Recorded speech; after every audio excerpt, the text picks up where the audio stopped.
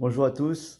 Donc, on va s'intéresser aujourd'hui au rituel, au coup d'essai. Ce coup d'essai qui en fait est très important, non pas techniquement bien sûr, parce que vous allez rechercher des informations techniques, mais à un moment donné, vous allez vous connecter sur une partie qui est le ressenti. Donc pour moi, ce qui est intéressant, c'est comment vous allez préparer votre coup, comment vous allez choisir dans l'ensemble des programmes qu'on a structurés dans notre tête, c'est-à-dire celui qui est placé, qui est rangé quelque part dans une partie de votre cerveau sur le coup parfait, le coup, l'excellence, le ressenti maximum.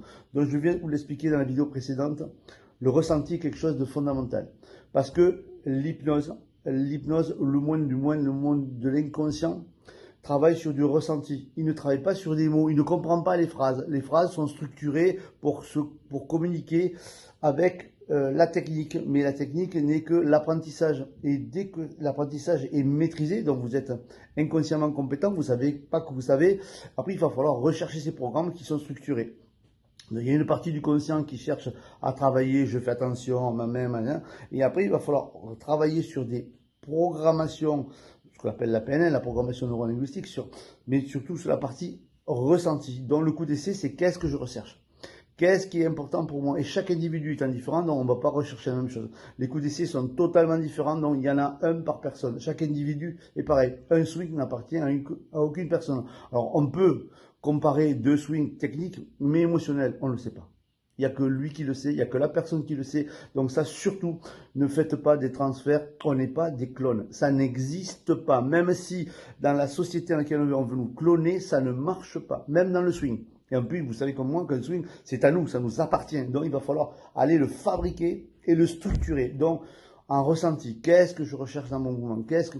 Pourquoi je monte calmement et pourquoi je balance? Et là, je respecte évidemment les caractéristiques techniques du swing, le placement, les angles, les machins, tout ça. Mais ça, c'est de la technique, ça, c'est de la fabrication. Mais une fois que vous avez fabriqué vous l'avez en vous, c'est inconscient, hein. Vous conduisez une voiture, vous savez pas que vous conduisez une voiture, vous allez d'un point A à un point B, vous dites pas, s'il y a un accident de voiture, non, hein, on conduit. Mais quand vous êtes un swing, vous faites attention. Par contre, il faut le reprogrammer à chaque fois parce que les situations sont nouvelles. Vous êtes dans le rough, vous êtes dans le bunker, vous êtes à telle distance. Bon, il faut le reprogrammer. Donc, la reprogrammation, parce qu'on a un système au niveau du cerveau qui s'appelle l'amnésie, donc on efface tout et on recommence. On efface tout et on recommence. Et à chaque coup, il faut repartir à zéro. Et on revient ici maintenant et on a oublié tout. On est dans l'instant présent pour fabriquer le futur. Donc, on va le construire. Donc, prenez le temps de le construire. Je pense que ça, c'est un des gros problèmes de nos athlètes aujourd'hui. Ils veulent se débarrasser. Ne vous débarrassez pas. Prenez le temps. Appréciez. Prenez du plaisir à le fabriquer. Ça, c'est important. Bonne journée. Au plaisir.